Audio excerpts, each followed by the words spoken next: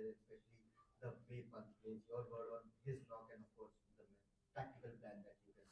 It's not. First of all, it's not surprising the way he plays. We're a little bit surprised in the first innings the way he went about his work. He's got an incredible ability to put pressure back onto bowlers. We're planning for that though. We'll plan leading into the summer. We bounced in and out of a few plans there, and clearly kept taking on the boundary riders and was getting away with it. And no, it was an innings that you would say was right for that time. Scotty on the right.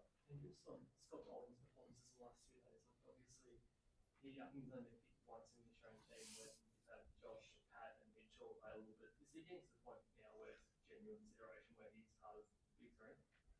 He's always a genuine consideration, Scotty, and every time he pitches up in the Australian colours, he delivers. So we're lucky to have those 4 quicks in Hazelwood, Cummins, Stark, and Boland, and the ability to keep them fit all together, I think, gives us options. And we're not surprised by Scotty's performances. And as you said, every time he plays, he does the job well. And his ability just to be relentless on a length, move the ball both ways is proving difficult, in particular on this surface.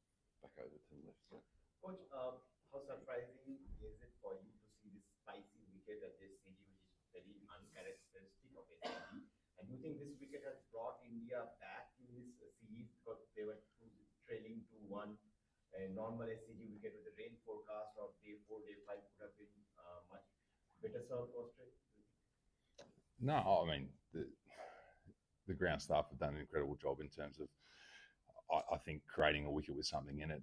Traditionally here it's quite benign, and we've had a lot of draws, so a lot of people have been talking about the draws. So you're damned if you do it and damned if you don't. So this game's sped up. So look, I think he's trying to produce an even contest between bat and ball.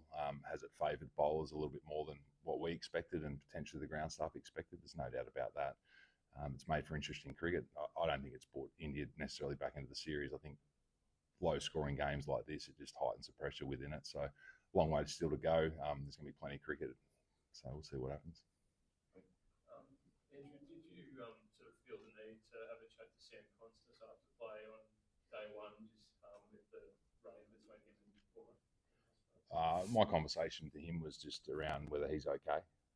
Clearly, the way that India celebrated that was quite intimidating. I mean, it's clearly within the laws of the game, within the rules and regulations. So there's been no charges laid, but to have an opposition obviously swarm the non-striker like that was, we've got a duty of care to our player to make sure he's okay and in a headspace to go the next day and perform. So that's all those conversations were.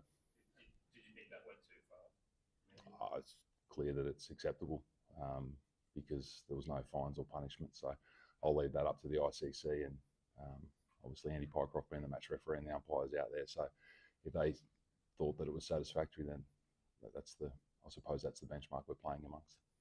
Very good.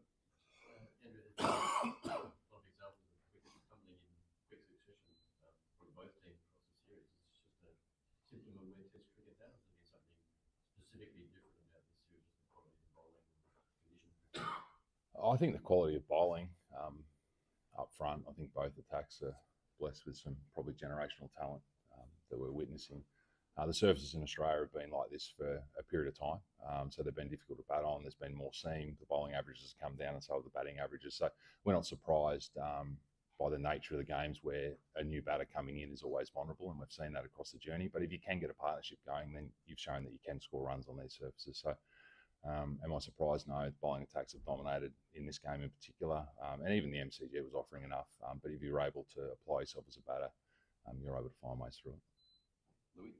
Andrew, just interested if something out of the weather for Jasprit will bowl in these innings, how much would your tactics potentially change if he wasn't involved? I think that's more for a conversation with the Indian team. Who they put out there, who they bowl, when they bowl them is up to them, and we'll respond to what they give us. First and foremost, we've got 4 weeks to try to keep that total as low as possible. I thought it was an outstanding effort from both Pat and Scotty today. I think they had 10 overs each, and we only bowled about 26. So to be still going that strong at this part of the series, I think, great recognition for them. Andrew, tomorrow you did shape as a legacy defining day for this team, given the long-standing drought for this trophy, and more to the point, just the fact that you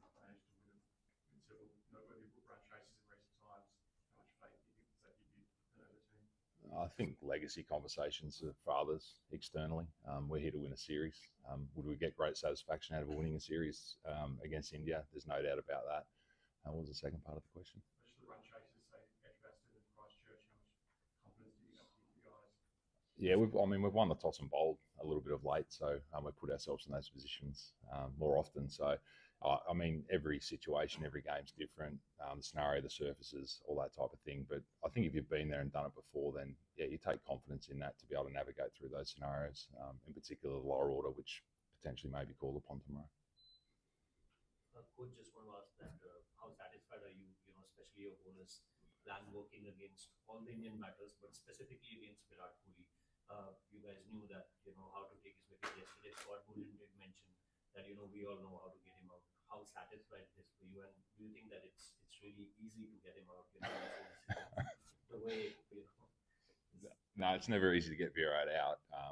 I give full credit to the bowlers and the execution of the plan. It's one thing to have a plan, but then to be able to execute that the way that we have to Virat, to put him under immense pressure. And look, he's tried some things. He's walked out of his crease. He's tried different tactics as well. But clearly that relentless nature of, in particular, Scotty Boland in that matchup's been incredibly difficult for him to combat. But he's never an easy wicket, no. Couple more, here goes. Coach, how challenging it will be to face Jasprit Bumrah on this track for picking? And if he doesn't play, like he doesn't bowl, how much massive advantage it will be for Australia if he doesn't bowl? What's the advantage? Well, clearly he's the leading wicket taker in the series, so you'd say that it would be slightly beneficial for us. He can bowl on any surface anywhere. He's a threat anytime. We knew that coming into the series. He's an incredibly talented bowler, and yeah, if he wasn't to be there, then India would have to come up with a new plan. But more so on this disconcerting box. What's that, mate? But more on this pitch, like for that pitch on any decision. Have you watched the rest of the series? Or he's been good. Perth, Adelaide, Brisbane, Melbourne, and Sydney's going okay as well. To the right. Andrew, the decisions laid out in March of this match was obviously a big one. You must feel that Bo has validated that decision with some fine performances today. Yeah, we don't take validation out of decisions. We felt it was the right decision for us. I think it's a great story, really. The amount of work the body of work he's put in Shield cricket to be rewarded with selection, and then to go out and perform the way he has. Got his first week today, first half century. He's got incredible hands in the slip, so we'll look forward to seeing that over the journey as well. But just incredibly happy for him.